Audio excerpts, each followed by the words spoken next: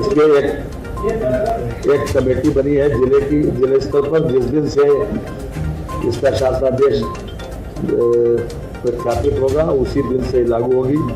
इसमें समिति में जिलाधिकारी, वरिष्ठ पुलिस अधीक्षक, नगर आयुक्त या नगर निगम के सचिव, विकास प्राधिकरण अधिशासी अधिकारी, नगर पालिका परिषद के या नगर पंचायत के सचिव, संबंधित तहसील के उप जिलाधिकारी, संबंधित सर्किल के पुलिस क्षेत्राधिकारी, सहायक संभागीय परिवहन अधिकारी प्रवर्तन, सहायक क्षेत्रीय प्रबंधक परिवहन निगम, अधिशासी अभियंता लोक निर्माण विभाग, अध्यक्ष नियामक प्राधिकारी, जिलाधिकारी के द्वारा नामित कोई विषय विशेषज्ञ। इस प्रकार से 9 सदस्यीय कमेटी ये इसके सामने एक रास्ता पत्र दिया जाएगा और इस प्रकार की व्यवस्था, ताकि वाहनों को, इस प्रकार की बसों को खड़े करने में असुविधा न हो। जी जी, वो नेगोशिएबल है। 5 किलोमीटर की दूरी से ज़्यादा नहीं होनी चाहिए और 7 किलोमीटर जहाँ बस जाए उसकी चौड़ाई होनी चाहिए और 2 एकड़ जमीन।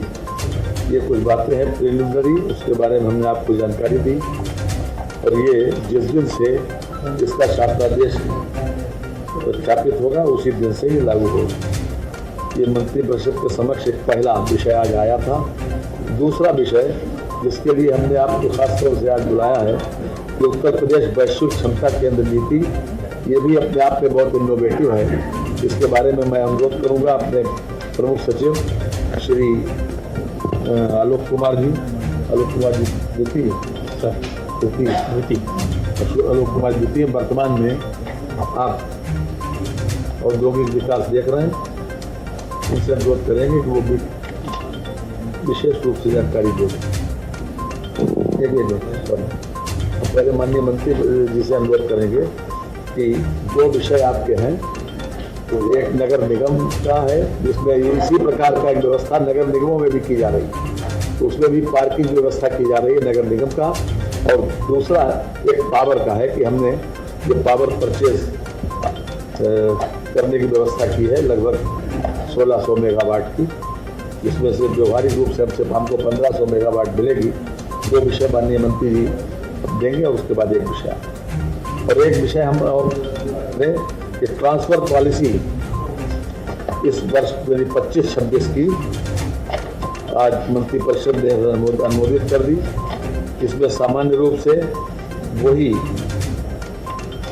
सारे प्रोविजंस हैं जो पिछली बार दिए गए थे। इसमें खास तौर से एस्पिरेशनल डिस्ट्रिक्ट और एस्पिरेशनल ब्लॉक्स में किसी भी प्रकार से वहाँ पर कोई खाली न रहे, उसकी व्यवस्था जरूर करनी है। और 1 महीने तक ट्रांसपोर्ट पॉलिसी एप्लीकेबल रहेगी, 15 मई से प्रारंभ होकर 15 जून तक। मैं आदरणीय श्री ए.के. शर्मा साहब से अनुरोध करेंगे कि अपने 2 विषयों पर।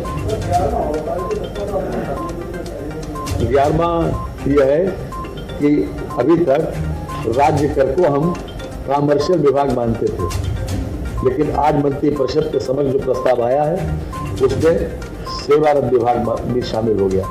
विशेष रूप से क्योंकि कार्यालयों के लिए जमीन खरीदना होती है, तो जमीन बजाय इसके कॉमर्शियल विभाग के लिए जमीन खरीदना पड़ती थी। अब सेवारत विभाग आ गया, तो इसलिए हम शासन के दूसरे जहाँ जहाँ जमीन हमको मिल सकती है निःशुल्क वो हम ले सकते हैं। जी, सेवारत विभाग घोषित किया जी, अभी तक कॉमर्शियल विभाग। यस, माननीय ए.के. शर्मा जी। धन्यवाद सर। आज